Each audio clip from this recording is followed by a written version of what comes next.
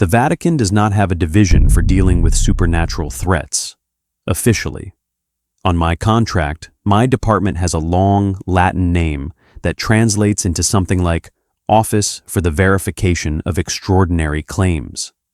In practice, we are the people they call when a statue bleeds, a host levitates, or a village in the middle of nowhere starts reporting the same dream on the same night. We classify, disprove, and when necessary, lock things away where no one will ever trip over them again. My name is Luca. I'm a lay employee, not a priest, not a theologian.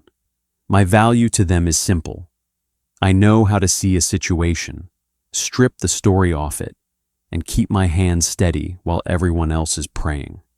The day they sent me to destroy the artifact, Rome was hot and bright and ordinary. I was in our sub-basement office, 3 floors under a tourist line that snaked past Swiss guards and souvenir stands. The room smelled like paper and old stone. On my desk, 3 open files waited for disposition. A weeping Madonna in Brazil, condensation and mold. A supposed incorrupt body in Poland, wax, refrigeration and lies. And a video from somewhere in Africa showing a boy walking on water. Shallow rocks under the surface. Phone angle, hopeful villagers. I had just written the word non-constat on the last report, not established as supernatural, our polite way of saying, no, but we won't embarrass you, when my supervisor appeared in the doorway. He knocked even though the door was open. That was the first sign something was wrong. Monsignor Rinaldi never knocked. "Luca," he said, "leave the files. Come with me." No explanation, no folder in his hands, no little smile that meant he was about to dump something tedious on me. Just a tight expression and the sort of formality he usually saved for cardinals. "I've just closed 3 cases," I said. "You want to give me 4 more? We can do it at the desk." "Not these," he said. Upstairs. Upstairs meant the public building, the visible Vatican, not our wing. We almost never went up unless we were summoned as experts, and even then there was a week of emails first. I followed him through corridors tourists never see. Painted plaster, low ceilings, a maze that smelled faintly of incense and dust. We passed a security checkpoint where the guards recognized him and glanced curiously at me. A badge swipe, a code, a door I had never been through. Beyond it, the air changed. Cooler, drier. The walls turned from plaster to stone. "This is Saints' Causes territory," I said quietly, recognizing the feel of the place. Reliquaries, files on people up for beatification, all the quiet machinery of turning lives into icons. "We're borrowing a room," Rinaldi said, "and a procedure." I didn't like the sound of that. We stopped at an elevator with no floor buttons, just a key slot and a small screen that said, "Authorized personnel only in 4 languages." The Monsignor inserted a key from his pocket, turned it, and pressed his thumb to a glass pad. The doors closed. The car hummed down. "How much do you know about the new norms on supernatural phenomena?" he asked, eyes on the screen. "I've read them," I said. "We helped draft half of them." He nodded once. "Then you know they were written for public cases. Apparitions, alleged miracles, things with crowds and phones." "More or less," I said. "This is not that," he said. The elevator shuddered to a stop. The doors opened on a corridor of bare concrete and metal doors, each with a number, each with an electronic lock and 2 old-fashioned keyholes. No art, no saints, just function. I had never been here before, but I knew what it was. Every rumor, every late-night joke in our office about the vaults under the vaults pointed to a place like this. "Rinaldi," I said, lowering my voice, "what level is this?" "Lower than we tell the archivists," he said. "Come on." We walked past 6 doors. At the 7th, he stopped. The digital display above the handle showed a red bar and the words "Restricted Access," Doctrina. He used a second key, a longer one, then entered a code with more digits than I wanted to count. It clicked. The red bar turned amber, then green. Inside was a room that looked like a cross between a chapel and a forensic lab. One wall was taken up by metal shelves, each shelf lined with sealed containers, lead, steel, glass inside glass. Each one had a tag with a code and a date. The opposite wall had a narrow altar with a simple wooden cross and 2 unlit candles. In the center of the room, under a harsh ceiling light, stood a waist-high stainless steel table with a drain. On the table was a crate, not a holy reliquary, not a display case, a crate. Rough wood, scarred and darkened with age, bound with iron bands. On each side, someone had painted a symbol in black, an old prohibition mark I recognized from other files. Not for veneration, not for display, not for study. Every inch of it said, "This is not for the faithful." 2 other people were in the room. A nun in a white lab coat, hands folded, eyes tired, and a man in a black suit with a diplomatic pin on his lapel, the kind of person we never called by name. "Signore Coletti," the man said, using my surname. "Thank you for coming on short notice." His Italian was Roman, his accent something older. I didn't ask who he was. Men like that don't like questions. Rinaldi gestured to the crate. "Found last month in a monastery in the Apennines," he said. "They were renovating an old chapel, knocked out a wall, and behind it, this. No catalog, no record in the monastery archive. When they opened the outer casing, they experienced effects." "Effects," I repeated. "Define effects." The nun spoke for the first time. "3 brothers reported hearing voices," she said, softly. "Urgent, personal, in their own language. One collapsed, another walked until he reached the bell tower and tried to jump." "Did he?" I asked. She shook her head. "They pulled him back. He kept saying it knew him, that it was calling. He wouldn't say more." "Any visual phenomena? Temperature changes?" "Minor," she said. "Shadows at the edge of vision, nausea, headaches, sleep disruption for anyone spending more than a few minutes near it." "Classic suggestibility," I said automatically. "They find something old and sealed, start projecting stories onto it. Do we know what's inside?" "Not entirely," Rinaldi said. "The monastery priests removed some of the outer material before they called us. At that point, we intervened, sealed it again, transported it here." He handed me a folder. Inside was a set of photos, the crate half opened, straw packing, a glimpse of something dark and smooth beneath layers of cloth. "This came through your office?" I asked. "Our protocols?" He shook his head. "No, directly to us, to doctrine," which meant it had skipped the usual process, skipped the paperwork, skipped the people whose job it normally was to ask annoying questions. The man in the suit cleared his throat. "You understand the sensitivity," he said. "There will be no investigation open to diocesan structures, no local discernment, no media, no pilgrimages. We will not repeat the mistakes of the past." By mistakes of the past, he meant the approved apparitions that grew out of control, the shrines that became businesses, the rumors that the Vatican had lost control of its miracles. I had spent my short career cleaning up after those. "Then why am I here?" I asked. "If the decision is already made." "You are here," he said, "to implement the decision." He nodded to the crate. "A technical directive has been issued," Rinaldi said, his voice going to that neutral tone he used when reading decrees. "The object contained herein is considered non idonium ad cultum et ad studium, not suitable for veneration or study. It is to be neutralized in situ." "Neutralized," I said. "You mean destroyed." He inclined his head. Destroyed, insofar as that is possible. I looked at the crate. Old wood, iron bands, a feeling in my gut like standing on the lip of a long fall.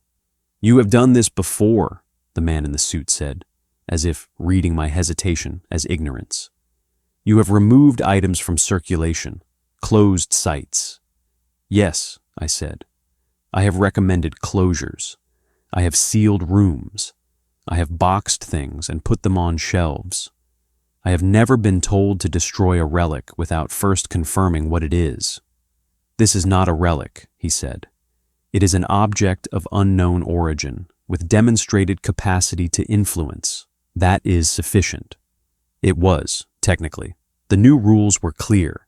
Anything with strong social impact and unclear source could be declared spiritually dangerous and pulled from public use, even without a formal judgment about whether it was really supernatural.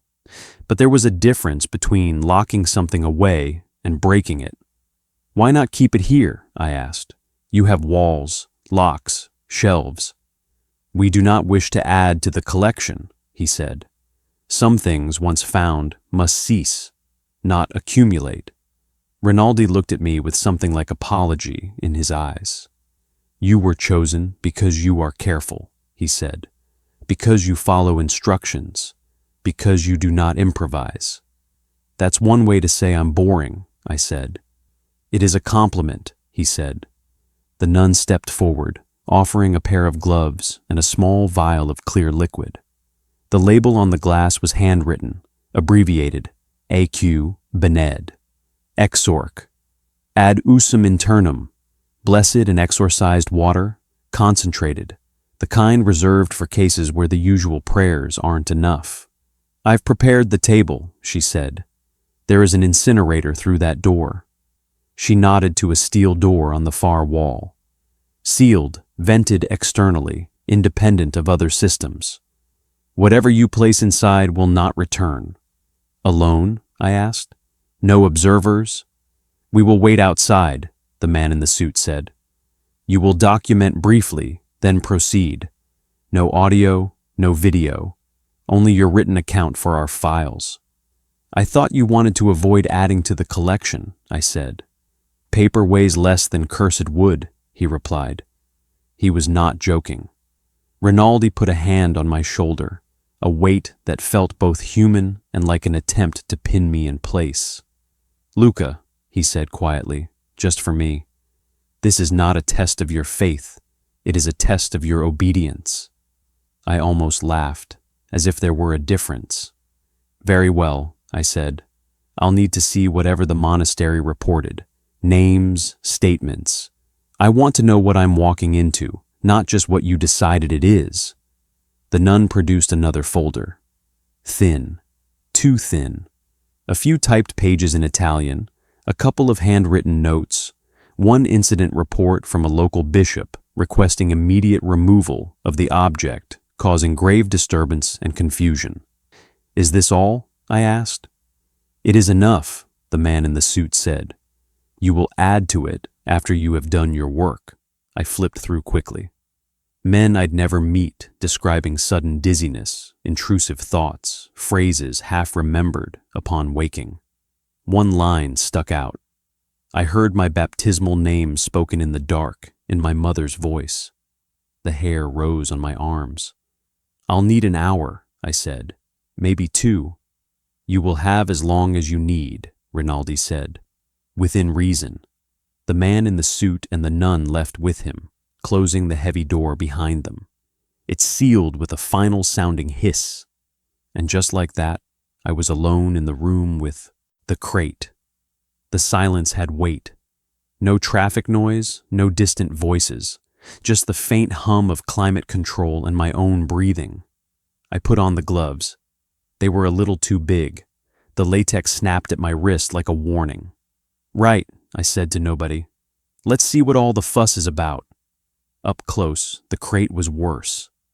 The wood was old, but not rotting. It had that gray, tired look of boards that had spent decades in the dark. Faint scorch marks on one side spoke of an older attempt to burn it, half-hearted or half-effective. The iron bands were hand-forged, blackened with age and something darker.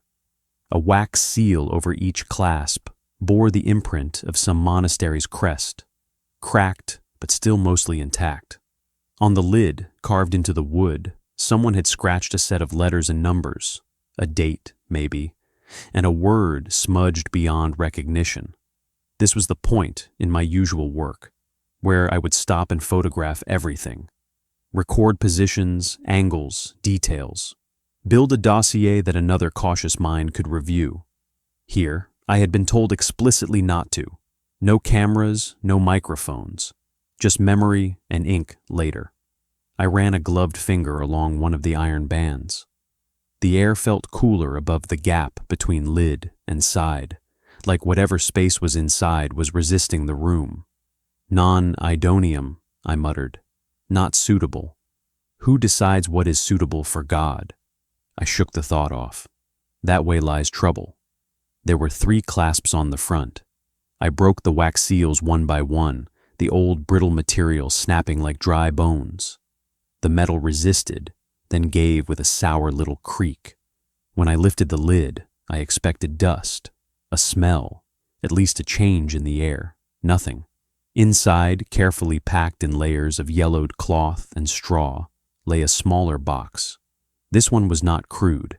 It was stone, dark, almost black, veined with something like silver. The surface was smooth in some places, rough in others, as if parts had been polished by many hands, while other parts had never been touched. No hinges, no visible seam, just an oblong block the length of my forearm, resting in a nest of dead grass. Carved into the top, shallow and precise, was a symbol I had seen only twice before in restricted documents.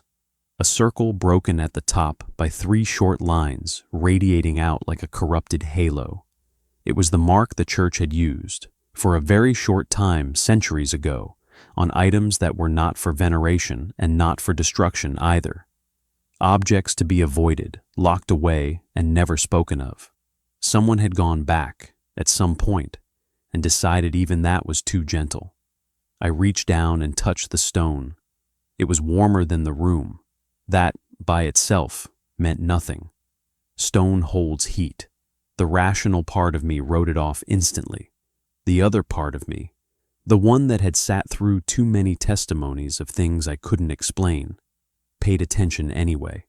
The protocol they'd given me was simple. Apply the blessed water to the surface. Recite the prayers designated. Place the object in the incinerator. Ensure complete physical destruction. Report anything unusual. I uncapped the vial. The scent hit me before I expected it. Not just ordinary holy water, not the faint metallic tang of tap and silver. There were other things in it. Herbs, maybe. Something old and sharp that made my eyes water. I held it over the stone and let 3 drops fall. For a heartbeat, nothing happened. Then the drops sank into the surface instead of running off, not absorbing the way porous rock drinks moisture. Swallowed. The little beads of water vanished as if the stone had opened a mouth. A tremor ran up my fingers, through the glove, into my wrist, like the echo of a distant train in the bones of a building. I don't like that, I said aloud. My voice sounded too loud in the room. The prayers caught in my throat. I have said them 100 times over 100 strange objects, more by rote than by faith, but now my tongue felt thick. This is stupid, I thought. Say the words. Do your job. I drew a breath. In the name of the Father, Luca. I froze. It wasn't my voice. It wasn't in the room either. The sound didn't bounce off the walls. It didn't travel through the air to my ears. It was inside, the way a thought is inside, the way a memory is. Luca, it said again. My full name, pronounced the way my mother did when she was disappointed and trying not to show it. Every muscle in my arms went rigid. The vial shook between my fingers. I looked at the door. Closed, sealed, no window. No one could have whispered from outside and been heard so clearly. "Who's there?" I said, hating how cliché it sounded. No answer, just a pressure at the back of my eyes, a sense of attention focused entirely on me. I looked down at the stone box. The carved symbol on top seemed, impossibly, a shade darker than before. When you spend your life telling other people that what they experienced can be explained, that the voice they heard was stress, the shadow they saw was a trick of light, you learn to turn those explanations inward too. It's the only way to stay sane. This is stress, I told myself. You read about the monks hearing their names. Your brain is primed. You expected something, so you got it. Luca. The third time, it wasn't my mother's voice. It was mine, not the way I sounded out loud. The way I sounded in the worst parts of my head. Tired, impatient, scornful. The tone I used when I reread my own reports and thought, you could have done more, and you know it. The gloves creaked as my hands tightened. Enough, I said, louder. Whatever you are, you've had your fun. This ends now. I reached to lift the stone from the crate, intending to move it straight to the incinerator and be done. My fingers barely closed around it before the world tilted. Not physically. The room didn't move. The table didn't slide. But my sense of where my body ended and the air began slipped, like I'd stood up too fast after kneeling too long. Images flashed, too quick to grasp. A different ceiling, heavy with soot. Candles guttering in iron sconces. A row of men in old habits standing exactly where I stood now, their faces pale, their eyes fixed on something just out of frame. My stomach lurched. I snatched my hands back. The stone sat where it had been, unmoved, as if I had never touched it. Fine, I thought. Fine. We do this by the book. I picked up the folder from the monastery again, flipping to the last page.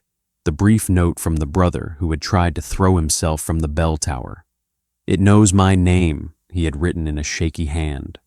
"It knows what I did when I was 15. It shouldn't know that. God forgave me. Why does it still know? I have my own list of things I prefer God to forget. I had always assumed hell was a place, or at least a destination. Standing there, in that underground room with a stone box that swallowed blessed water and spoke my name in voices no one else could hear, I started to think maybe hell was more like this. Something that remembered you exactly as you are and refused, absolutely refused, to let you be anything else. I capped the vial with more force than necessary. "Protocol says neutralize," I said to the crate, to the room, to whatever was paying attention. "Not negotiate." I picked up the stone again. This time, I held on through the vertigo. My gloves hissed faintly where they met the surface. The warmth flowed into my palms, up my forearms, settling like a weight behind my sternum. Memories that were not mine flickered at the edges of my vision. A procession under a gray sky, Latin chanted in a dialect I didn't recognize. A young novice forced to his knees in front of this very box. "Luca," the inside voice said again, gentler now, "we have work to do." I took one step toward the incinerator door. My legs felt like they belonged to someone else. That was the moment I realized two terrible, simple things at once. First, they had sent me here not because I was boring and obedient, but because they knew exactly what kind of stories would get under my skin. Second, whatever was inside that stone was not surprised to see me. That realization steadied me more than any prayer. If it wasn't surprised to see me, then this wasn't random. And if it wasn't random, someone had planned for exactly this kind of contact. I set the stone back into its straw nest and stepped away until my back met the cold wall. "Okay," I said, mostly to keep my voice working. "You know my name? Congratulations. That and €3 buys you a coffee in the piazza. Now what?" Silence. No theatrical reply, no demonic laughter, just that pressure, like someone leaning over my shoulder from inside my skull, waiting to see what I would do when the script ran out. Luca, it said again, finally. This time, it wasn't my mother or my own contempt. It was flat, administrative, the way a superior says your name at the top of a meeting agenda. You will proceed to destruction, it said. For a second I thought someone had opened the door and I'd missed it. Then the words landed. It was repeating the directive, almost word for word. You've been reading our paperwork? I asked. Nothing. I walked back to the table, slow and deliberate, as if approaching an animal that might bolt. The stone box lay innocently in its nest, symbol dark, surface dull. Warmth still bled into the air above it. This division, I said, resting my gloved palms on the steel on either side of the crate, is not public.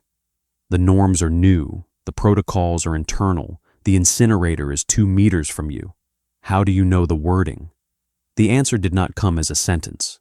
It came as a memory that wasn't mine. A hallway I had never walked, under a different Vatican, with different wallpaper. A younger man in a black cassock, no collar, carrying a stone very much like this one in a wooden chest. A document read aloud in formal Latin, different phrases, same intent. Non idonium, neutralizatur, nulla veneratio, nulla memoria. I jerked back.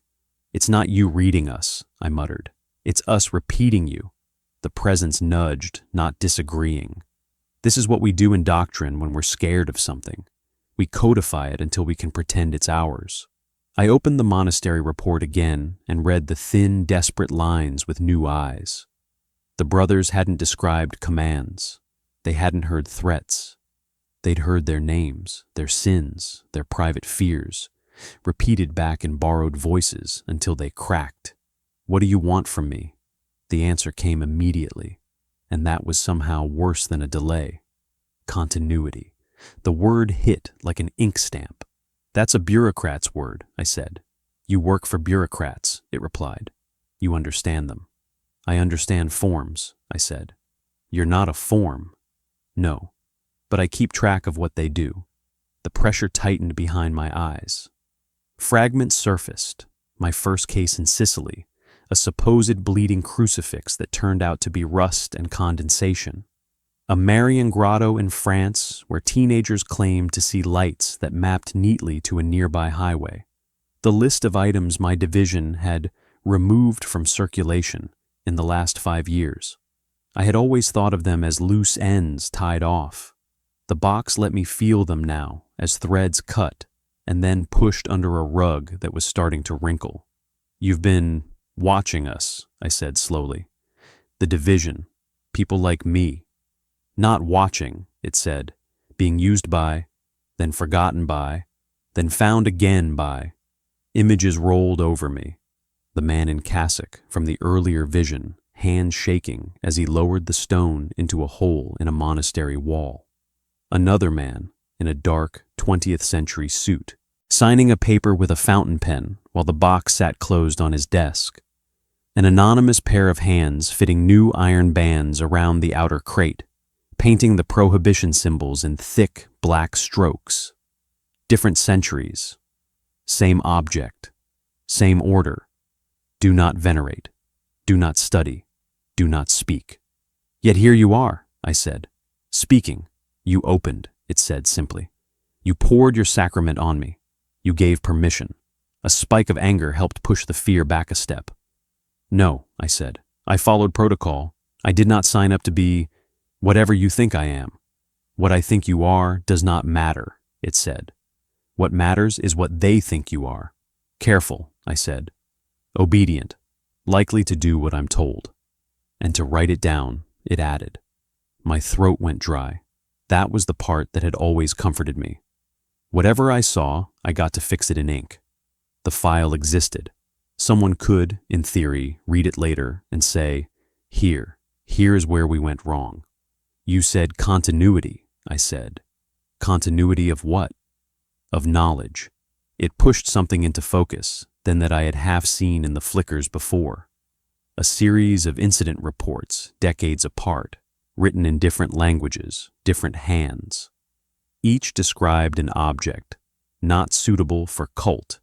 Each recommended neutralization. Each ended with a line like, "Further details to be communicated orally to the Secretariat," or to be preserved in the personal notes of name redacted. My stomach turned. How much did they actually destroy? I asked. Less than they told you, it said. Less than they told themselves. I saw shelves in other rooms like this one, walls of lead and glass and wood, jars with things floating in them, boxes marked only with dates. And yes, fires, pyres in courtyards, modern furnaces, ash scattered into rivers. Very few stones like this one had gone into the flames. When I sign off destruction, I said slowly, what happens? Sometimes exactly what you write, it said. Sometimes a delegation from doctrine arrives with a sealed container and a new protocol. Sometimes the object you think you burn is one of a series, and the others remain. Sometimes you destroy the shell, and they keep the core. The core, I repeated. Of you? Not only of me, it said. Of all of us. The word all dropped like a weight. You're plural, I said. I am a node, it said. There are others. Linked? I asked. Silence, which was as good as a yes. I found myself wanting, absurdly, to sit down. The floor looked cold and very far away. So when you say continuity, I said, you mean you exist to make sure somebody in the church always knows what we've really done with the dangerous things. Yes. And the mission they gave me, I said, was to end that, to end you. Yes. You sound calm about it. This is not the first time they have tried, it said. I swallowed. And if I cooperate? If I open the incinerator, put you in, recite the prayers, write the report they want, what happens? You will sleep badly, it said. The others will breathe easier for a time. The crack will continue to widen, and sooner or later they will find another of us, or we will find another of you. The crack, I said. The word had slipped in without my noticing. It did not explain this time. Maybe it didn't have to. I thought of all the cases that had landed on my desk in the last year that felt off. Not just fraud, not just mass psychology, but something like a pattern looking for a name. They think you're the danger, I said to the stone. You're saying you're just the inventory. Inventories can be dangerous, it said. They remind people what they have. I laughed once, short and ugly. So that's your game, I said. You want to survive, so you can keep whispering in the ear of whatever poor idiot they send down here next. I want someone to remember, it said. Memory is all I am. A thought surfaced, unwelcome but precise. If I destroyed it, the knowledge it held didn't vanish. It snapped back, like elastic, into the institution that had been avoiding it. It would find other ways out, other leaks, other monks on bell towers. What happens if you are destroyed completely? I asked. Not shelled, not moved, really gone. It took longer to answer. Then, I do not know. Honest. Terrifying. But you implied protections falling, I said. Relics in the vaults, waking up. Those are my conclusions, it said, the ones they did not want to hear. We have been part of their containment for a long time. We bind. We warn. We bleed pressure off the system. If you remove us, the pressure goes elsewhere. I stared at it. How noble of you, I said. The haunted stone that suffers so the rest of us can sleep. I expected pique. I got something like weary amusement. You think much in terms of motives, it said. I do not have one. I have a function. Men attached meanings I did not ask for. And that function, I said, involves talking people off bell towers. Sometimes it fails, it said, as you have seen. The memory of the brother's line, God forgave me, why does it still know? brushed my mind like a cold hand. You used his guilt, I said. I reflected it. It answered. He could not stand the sight. That is not my doing. Fragments of my own past floated near the surface of my thoughts like debris. A lie I had told on a seminary application. A patient I had not visited again in hospital because the smell triggered something old. A small, calculated omission in a report that had saved a shrine from deconsecration because I could not bear the woman's tears. The box did not speak them aloud. It let me know it could. Enough, I said. We stood, man and stone, in a silence that felt too crowded. I looked at the incinerator door. The whole room had been built around that door, around the idea that some things could be taken out of circulation by enough heat and enough will. In another life, I might have liked the clarity of that. You said this might be a test, I remembered from the premise Rinaldi had all but handed me. Obedience versus improvisation. What if the real test wasn't whether I would burn the object? What if it was whether I would keep lying the same way they had lied to themselves? I checked the clock on the wall. 40 minutes since they had left me. They would be expecting something soon. They would tolerate a man wrestling with his conscience. They would not tolerate a man starting a conversation. Last questions, I said. The presence waited. Why my name? I asked. Why me, specifically? There are other agents, other offices, other men more important than I am. Because your reports are neat, it said. I stared. That's a joke, I said. No, it said. Men whose minds fray leave poor records. You do not fray easily. You leave clean lines. You ask the right questions and then stop before the answers change your job. You are exactly what I was made to talk to. The flush of anger that rose this time was hot enough to make my vision swim. You were made, I said. By whom? Not by the Vatican, it said. Older. You would use the word church to describe them, but it would not be the same thing. I thought of monks in habits that no longer existed, copying texts no one read, deciding in candlelit councils what could be borne by the faithful and what must be taken on by specialists. The First Division, I said softly. Call it that if you like. And they made you to talk to us, to the cleaners, the men with keys.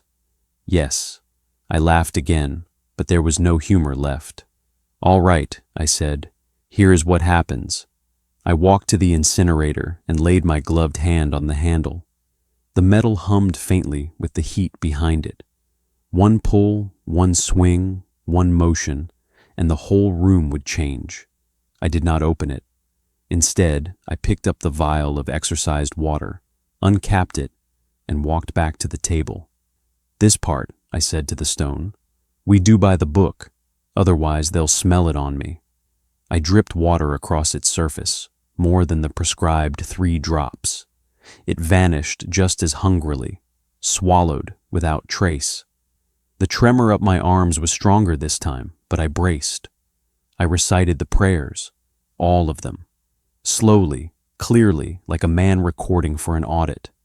The box did not scream. It did not smoke. It did not crack.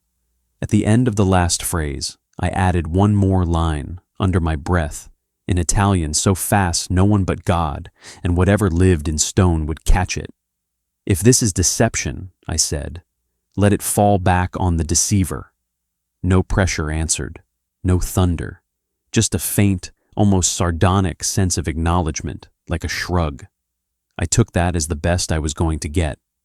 Then carefully, I put the box back, into the inner crate, covered it with the yellowed cloth and straw as it had been, and closed the rough wooden lid. I did not seal it. Instead, I lifted the whole crate. I grunted with the effort.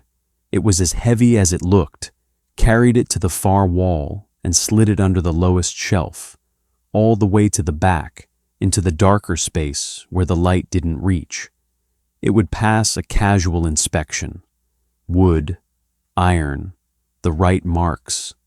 If someone came in after me with a checklist and a furnace schedule, they would see an empty table, a working incinerator, a signed report. They would not get down on their knees and grope under shelves unless they already distrusted me. I straightened slowly, spine popping. My heart thudded once, twice, hard enough to hurt. Continuity, I said softly, on new terms. You are lying, the stone reminded me, amused. For the first time, yes, I said. To the right people. I went to the small sink in the corner, stripped off the gloves, watched the sweat-damp latex collapse in the basin like shed skin. I washed my hands longer than necessary. Then I sat at the narrow desk and wrote the report. I did not falsify it. That was the trick. Lies leave a different taste on the page. Men like the one in the black suit are very good at smelling them. I wrote that the object caused interior audition, intrusive memories, somatic reactions. I wrote that the application of exercised water produced anomalies inconsistent with inert matter. I wrote that, in my professional judgment, the object's influence was no longer attached to the physical container in a way that made mere incineration a meaningful act of neutralization. In the action taken field, I wrote, Ritual neutralization protocol executed as ordered. Physical vessel prepared for destruction. Recommend complementary doctrinal discernment on systemic phenomena before proceeding to total elimination of any remaining related media. It was the closest I could get to saying, if you insist on burning it, at least read this twice. At the bottom, under my name, I added a single line in the small, cramped script we used for internal flags. Additional oral note to follow, subject to audience. A promise, or a threat. I signed. When I opened the door, their expressions told me my face had not fully cooperated with my attempt at calm. Rinaldi stepped forward first.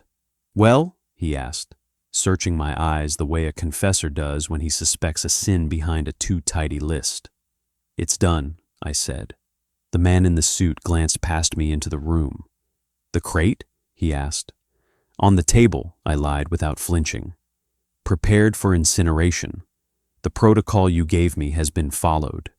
Any incidents? The nun asked gently. Some interior agitation, I said. Consistent with the monastery reports. I've documented it. The man in the suit's gaze snapped back to my face at that. Consistent? He said. Not escalating? There were no levitations, I said. No visible manifestations. No attempt at physical interference. If you were hoping for spinning heads, I'm afraid you'll be disappointed. It was just enough dryness to make it sound like the old, boring Luca. He studied me a second too long, then nodded. We'll see to the rest, he said. Your report will be reviewed. Rinaldi's hand brushed my arm, a human touch in a corridor that suddenly felt very thin. Thank you, Luca, he said quietly. For my obedience? I asked. His mouth tightened, almost a wince. For doing your work, he said. We both knew there was a difference now. Hours later, back in my sub-basement office, the 3 mundane files still sat open on my desk, waiting for stamps and archival codes. The fluorescent light buzzed. The air smelled of paper and dust and old coffee. For a moment, the normality of it made me dizzy. I closed the Weeping Madonna file, then the Incorrupt Body, then the Walking Boy. Each got its non-constat neatly underlined, each slid into the out tray. Then I opened a new folder, no label yet, just a blank cover and a stack of lined paper. At the top of the first page, in small, deliberate letters, I wrote, Continuity Notes, Confidential, L. Coletti. I waited. In the corner of my mind, the presence stirred. You are making your own archive, it said. Someone has to, I answered, out loud this time. I began to write, not just about the stone in the crate, though that took several pages. I wrote about the patterns the box had pushed at me, the clusters of cases that never made sense, The recurring shapes of fear in testimonies from different continents, the subtle ways doctrine's new norms were designed less to discern and more to contain. I wrote about the feeling, standing in front of the open stone, that the floor under our whole edifice had hairline fractures. I did not write about guilt, not yet. When my hand finally cramped, I set the pen down and flexed my fingers. "You know this doesn't solve anything," I said to the quiet room. "Lying to them, hiding you, starting a secret file in a place already made of secrets." "No," the presence agreed. "It changes what you will suffer for." I leaned back in my chair. Above me, 3 floors up, pilgrims shuffled past Swiss guards and souvenir stands, buying rosaries and snow globes of the dome. Somewhere, a bell rang the hour. Somewhere else, an incinerator cooled around emptiness. In a room lower than we tell the archivists, a rough wooden crate sat in shadow. Iron bands cooled around old wood. Inside, a stone box lay still, symbol hidden, hollow warm. In my chest, something listened. "For the record," I said, "I still don't know if you're a curse, a tool, or just the universe's worst performance review." It did not answer. Instead, from far away, too far to be local, too specific to be my imagination, I heard a voice say a name that wasn't mine in a tone of soft, stunned terror. Somewhere, someone else had just heard themselves called. "The crack," I thought. "Continuity," I repeated. I opened a new page, and for the first time in my career, I wrote something for the church that the church had not asked for. Whether they would ever see it was no longer entirely up to them.